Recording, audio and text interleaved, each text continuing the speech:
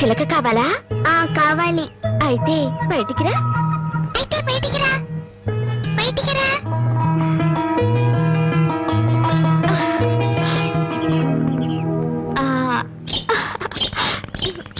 అది సరే కాని నీ పేరేంటి? తులసి. అలాగా.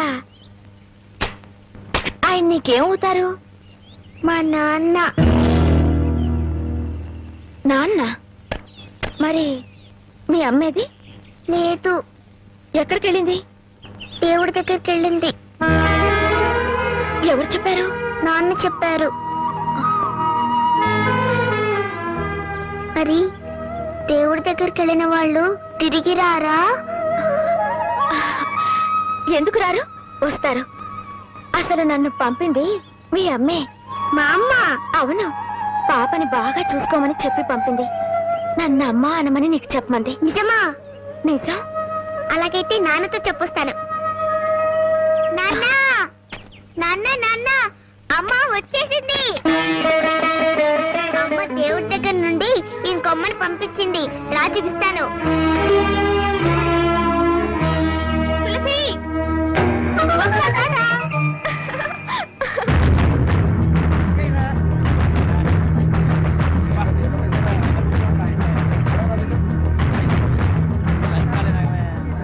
తులసి, మీ అమ్మను చంపిన వాడు వీళ్ళలో ఉన్నాడేమో చూడమ్మా.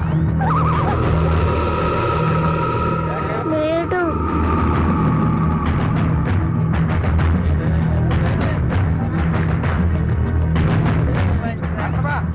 తులసి, వీళ్ళలో ఉన్నాడేమో చూడు. లేడు.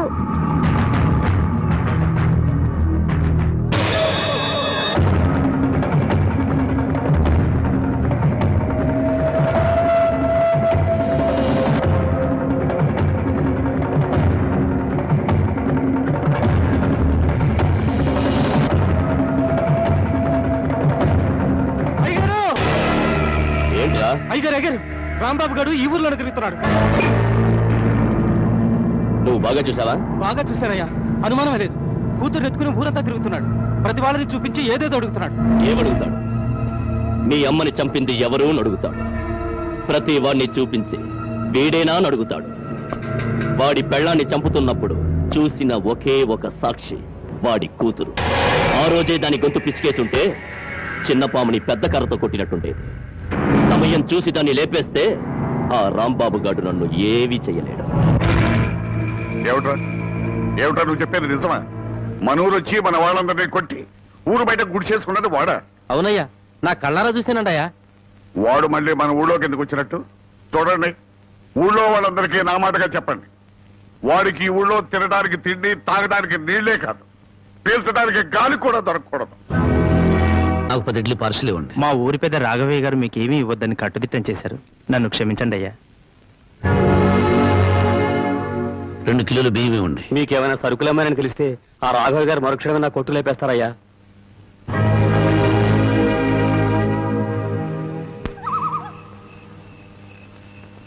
మా ఊరి పెద్ద రాఘవయ్య గారు మీకేమీ ఇవ్వద్దని కట్టుదిట్టం చేశారు. నన్ను క్షమించండి అయ్యా. మీకేమైనా సరుకులేమని తెలిస్తే రాఘవయ్య గారు మరుక్షణమే నా కొట్టు లేపేస్తారయ్యా.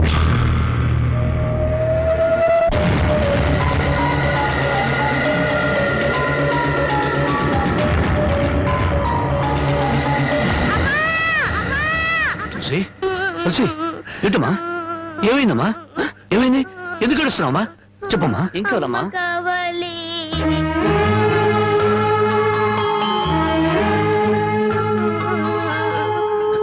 నాన్న, అమ్మ కావాలి. అమ్మ పాడిన పాట కావాలి.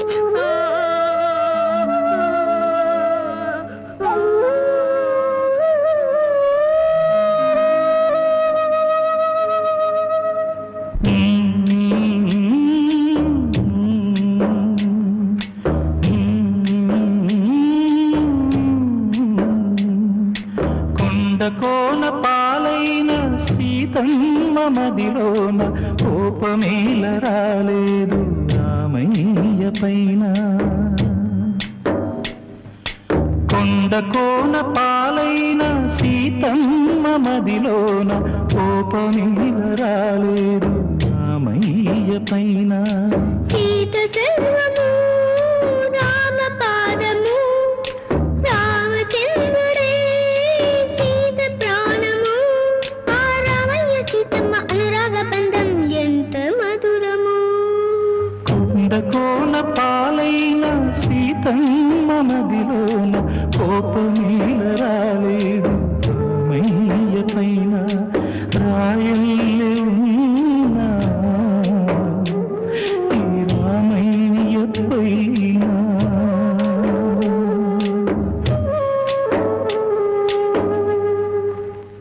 ఆపేశామి పాడు. పాట పాడితే మనసు చల్లబడుతుంది కానీ కడుపు చల్లబడుతుందా? ఏంటది? అన్నం. ఎవరు తమన్నారు? అడిగితేనే కాని అమ్మైనా పెట్టదంటారు. నేను అమ్మను కాదుగా, అందుకే తెచ్చాను. రామ్మా. అగో, నన్ను ఊరంతా వెలివేశారు తెలుసా?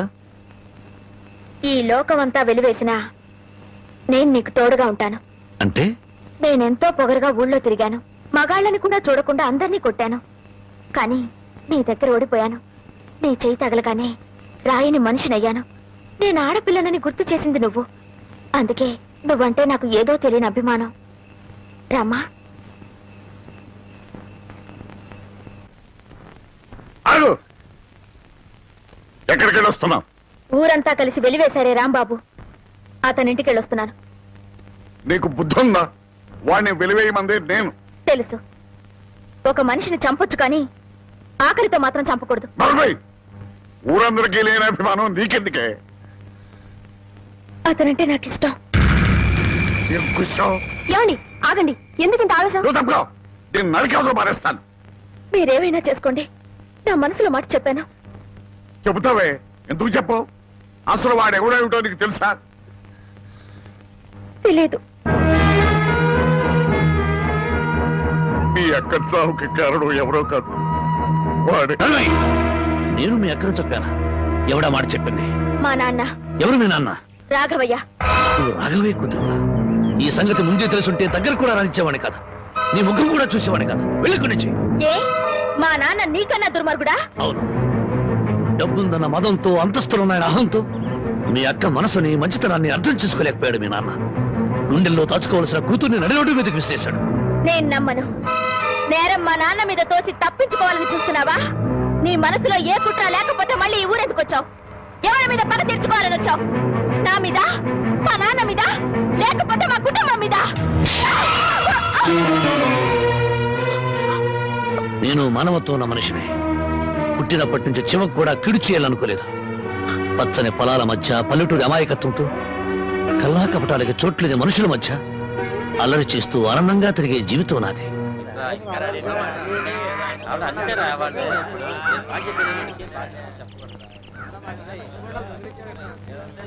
మనమంతా వచ్చి గంట అయింది, ఇంకా పెద్ద ఆయన రాలేదే? అనుభవించండి. పేనుకు పెత్తనం ఇస్తే తలంతా తెగ్గొరిగిందని వంశపారంపర్యం అంటూ ఆయనకి గ్రామ పెద్దరికి వంటగట్టారుగా. ఒరేయ్, కాసేపట్లో అయ్యగారు ఇక్కడికే వస్తారు. ఈ విషయం ఏంటో స్వయంగా ఆయన గారికి నువ్వే చెప్పు. అయ్యో, ఇంత చిన్న విషయం ఆయన దగ్గరికి ఎందుకండి? ఆయన గారు ఏదో ముఖ్యమైన పని మీద వెళ్ళుంటారు. ఆయన లేరు కదా అని ఇష్టం వచ్చినట్టు మాట్లాడటమే. ఆయనకంత ముఖ్యమైన పని ఏంటబ్బా? ఏదో ప్రాణాల మీదకి వచ్చిన పని అయి ఉంటది, లేకపోతే ఆయన ఇంత ఆలస్యం చేయరు. కింగ్, కళల కింగ్, కళావర్ కింగ్, కలెక్షన్ కింగ్. ఈ కింగ్ తో మీ పని డంగ్ చో. ఇవ్వండి ఇవ్వండి ఇవ్వండి. అన్నా అన్నా అన్నా అన్నా, నీకోసం పంచాయతీలో ఎదురు చూస్తున్నారన్నా. కార్డు షో కౌంట్ లో కానిస్టేబుల్ లాగా ఇప్పుడే వచ్చావా? ఊరి జనం అంతా కలిసి నిన్ను ఊరి పెద్దం చేశారు చూసావా? గంట సేపు ప్రశాంతంగా కూర్చొని పేకాడడానికి కుదరట్లేదు. అందుకే నేను ఇట్లాంటి పొలవులు ఒప్పుకోను. ఒప్పుకుంటే మాత్రం నీకెవరిస్తారు మామ? పరాయివాడి పడగదిలోకి తుంగి చూసే కంత్రి వేధవ. ఇలా తుంగి చూడ్డాలు, ఉంగి చూడ్డాలు నా దగ్గర కుదరవు. టైం అయింది, రా అన్నా. అన్నా, ఈ కార్డు ఎవరు వేశారు? నేనే. రా అన్నా. ఛీ! ఆ కార్డు తీసుకుంటే షో అయిపోయింది. నీ మూలంగా పేకల కార్డు అన్నా, రా. తీసుకురా. ఏంటో నీకోలా? కొట్టన్నా. కొట్టన్నా. కౌంట్ ఇచ్చాను. కౌంట్. పద, పద. అయ్యగారు వచ్చేసారు. దండాలు అయ్యగారు. ఇన్నాళ్లకు నా హ్యాండ్ రేసింగ్ లో ఉండి ఇవాళ దొంగతనం చేస్తావా? నిన్ను ఏమిటంతా? ఏమిటండి? నాకేం తెలియదు బాబు. ఇన్నాళ్ళకు నా హ్యాండ్ రేసింగ్ లో ఉందిరా. నా రేసింగ్ అంతా పాడు చేసే కదా రాంగ్ కార్డు కదా స్కెల్స్. ఇప్పుడు చెప్పండి రా, ఏం జరిగింది? ఏం జరిగింది? అయ్యా నేను తోటలోంచట కాలు మర్చుకోవడానికి వెళ్ళానయ్యా. 20 అంటే 20 నిమిషాలు అంతే. 50 కొబ్బరికాయలు దొంగిలించారయ్యా. ఏరా దొంగతనం చేసావా? నేను దొంగిలించలేదయ్యా. దొంగలించలేదు, దొంగ చూపులు చూస్తా బిడ్డ. దొంగ వెదవా, దొంగ వెధవ. దొంగ చూపులు చూస్తా బిడ్డ, దొంగ చూపులు. చెప్పరా చెప్పరా ఎందుకు దొంగతనం చేశావు? ఎందుకు చేశావు? 6 రోజులుగా పరిపాట ఏమీ లేదంటయ్యా. 4 రోజులుగా పస్తులున్నారంటయ్యా. ఆకలికి తట్టుకోలేక ఒక్కాయ కొట్టుకు తాగారంటయ్యా. ఓహో, వారం రోజులుగా పని పాట ఏమీ లేదు, రైటు. 4 రోజులుగా పస్తులున్నావు, రైటు. ఆకలికి తట్టుకోలేక కాయలు కొట్టుకు తాగావు, అది రైటు. మరి 50 కాయలు ఎందుకు దింపావమ్మా? అది రైటు కాదే. ఎలాగూ ఎక్కారు కదా అని దింపారంటయ్యా. ఏం దేశ సేవరా? చూసారయ్యా, వీడిని వదిలిపెట్టకూడదయ్యా. వీడిని ఎందుకు వదులుతాను అనరు? రై 20 నిమిషాల్లో 50 కొబ్బరి బొండాలు దింపావు. అదే 20 నిమిషాల్లో 50 కొబ్బరి బొండాలు కొట్టి ఇక్కడున్న వాళ్ళందరికీ ఇచ్చేసేయాలి. 1 నిమిషం ఎక్కువైందనుకో కొబ్బరి బొండాలు చెక్కినట్టు నీ తల చెక్కేస్తాను. అలాగేనండి అయ్యా.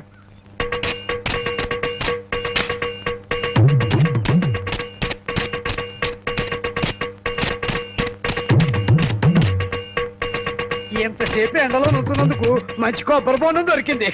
అవునవును, నాకొద్దులేరా పెద్దానికి. తమ్ముడు నీకు 2 చేతులు ఎత్తి చేతులెత్తి నమస్కారం పెట్టదులే, కాయలు నీళ్ళు కిందలకి పోతాయి.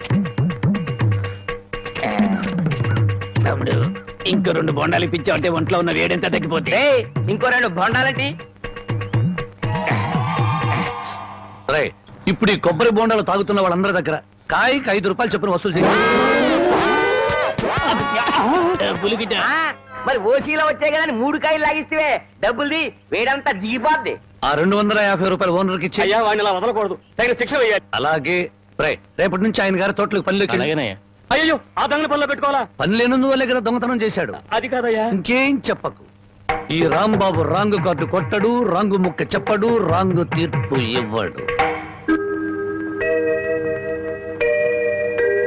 ఒరేయ్, నీ చేత చీట్ల పేక మానిపించమని ఆ దేవుడికి మనసారా దండం పెట్టుకోరా. అలాగే బామ్మ. ఏమని దండం పెట్టుకున్నావురా? ఈ రోజు ప్యాకెట్లో అందరి డబ్బులు నాకే రావాలని మొక్కున్నాను బామ్మ. ఓరి పాపిస్తాడా, అట్టయితే నీకు ఈ పేక అడిపించ పోదాయారా? పుట్టుకుతో వచ్చిందే బామ్మ, పుడకల్లో పెడితే గానీ పోదు. ఎవరు నిన్నన్నా?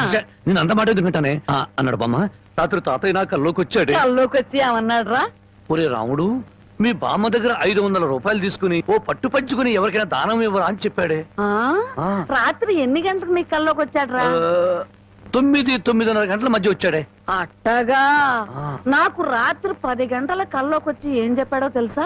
ఏం చెప్పాడే? వాడిని 500 తీసుకోమని చెప్పాను.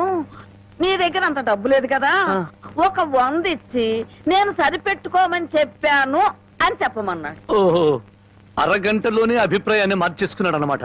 సరే ఏదో ఒకటి ఇవ్వవే, తొందరగా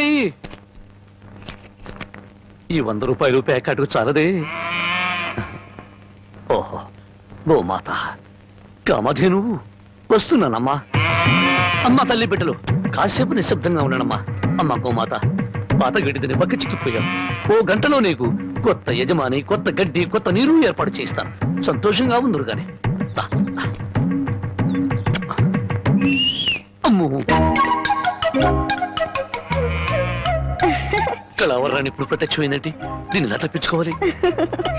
ఏమయ్యా, ముద్దు పెడతాను కళ్ళు మూసుకోమని చెప్పి నిన్న మాయమై ఇప్పుడా కనిపించడం? అవును బావా, సైలెంట్ గా అవుని దూడని విప్పుకుపోతున్నావు. ఎక్కడికి? అవి ఏం లేదు, వీటిని ఇలాగే కట్టి ఉంచితే ఈ ఎక్సర్సైజ్ లేక కొవ్వు బట్టి హార్ట్ అటాక్ వస్తుంది డాక్టర్ గారు చెప్పారు. అందుకే మార్నింగ్ వాక్ తీసుకెళ్తున్నాను. Morning walk. గోమాత మీద ఎంత కరికెర వచ్చింది నీకు. బామ్మని ఎందుకు పిలుస్తున్నావు? పాపం బామ్మని కూడా మార్నింగ్ వాక్ తీసుకెళ్తావు. బామ్మకి హార్ట్ వీక్, మార్నింగ్ వాక్ చేయకూడదు. పర్వాలేదు బామ్మా, అరవకే నీకు దండం పెడతాను. దండం పెట్టడానికి నేను గుళ్ళో అమ్మోని గాను అమ్మాయిని. అమ్మోరికి దండం పెడితే వరం ఇస్తుంది, అమ్మాయికి ముద్దు పెడితే కనికరిస్తుంది. అందుకని మర్యాదగా ఒక ముద్దు పెట్టు, బామ్మని పిలవను. తప్పదా? తప్పదా? ఏ ముద్దు పెట్టమంటే ఆవదం తాగిన వాళ్ళ మొహం అలా పెట్టావేంటి? పెట్టుకో. అయితే కళ్ళు మూసుకో. మళ్ళీ పారిపోదావనా? అబ్బే అదే లేదు, కళ్ళు మూసుకో. 1 2 3 ఎందుకు